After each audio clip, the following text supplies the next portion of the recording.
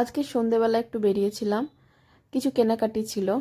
তো কিছু কেনাকাটি বলতে সবথেকে যেটা বেশি দরকার ছিল, একটা স্যান্ডউইচ মেকার কেনার জন্য বেরিয়েছিলাম। তো প্রথমেই চলে গেলাম স্মার্ট পয়েন্টে। আমাদের সোনামুখী শহরের পৌরসভার উল্টো দিকের গলিতে এটা হয়েছে। নতুন নতুন বলা যায় না, প্রায় 1 বছর হয়ে গেছে। তো যাই হোক, সেখানে গিয়ে যখন জিজ্ঞেস করলাম, তো ওরা বললো যে ছিল, বাট স্টক শেষ হয়ে গেছে। তো তারপর ওখান থেকে বেরিয়ে পড়লাম, যাচ্ছিলাম সোনামুখীর সব থেকে পুরনো শপিং মল পালস প্লাজায়। তো সন্ধেবেলা এখন সেরকম বেরোনো হয় না নর্মালি, তো অনেকদিন পর বেরোলাম।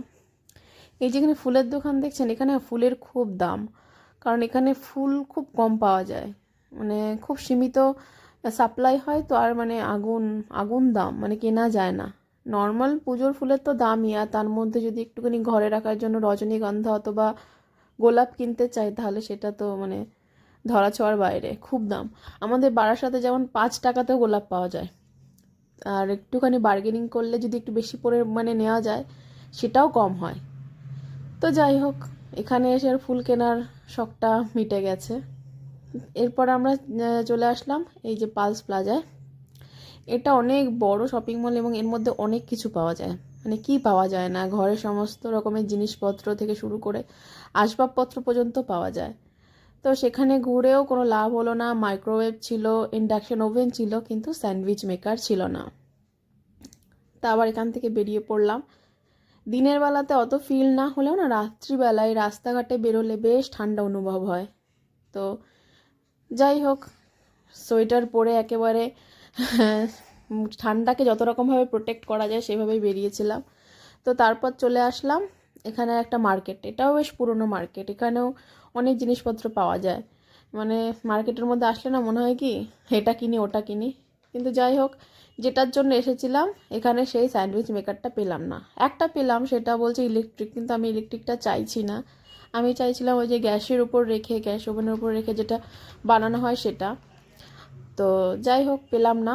তো কি করব, কয়েকটা বাসনের দোকানেও জিজ্ঞাসা করলাম, কিন্তু ওরা রাখে না।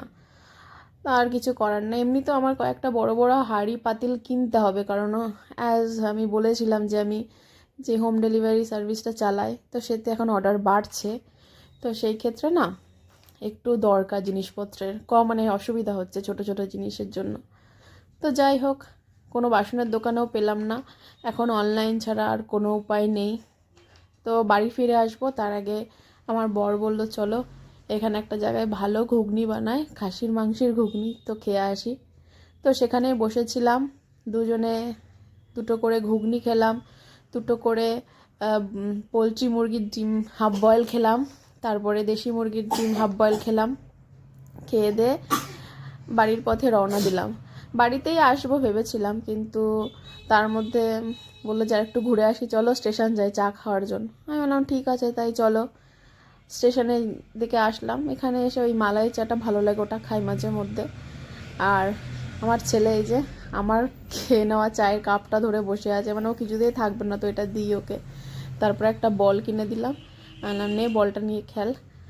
আর স্টেশনে আসলে তো মানে স্টেশনের কাছাকাছি আসলে তো ওকে স্টেশনের ভেতরে আসতেই হবে, তো স্টেশনের মধ্যে একটু দৌড়াদৌড়ি করবে। তো আমি কি দেখুন, এই যে কাপটা ভেঙে ফেলে দিয়েছে। এত পরিষ্কার পরিচ্ছন্ন স্টেশন, সেটা নোংরা করতে আমার মোটেই ভালো লাগে না। শুধু কোনো রকম জায়গাতে এভাবে নোংরা ফেলা আমার পছন্দের নয়। তো আমি এটা নিয়ে ডাস্টবিনে ফেলে দিলাম। বেরিয়েছিলাম তখন বাজে 6:30 7টা, এখন 8টা বাজতে চললে, এবার বাড়িতে ফিরতে হবে। তো যাই হোক, আজকের মতো এখানেই টাটা।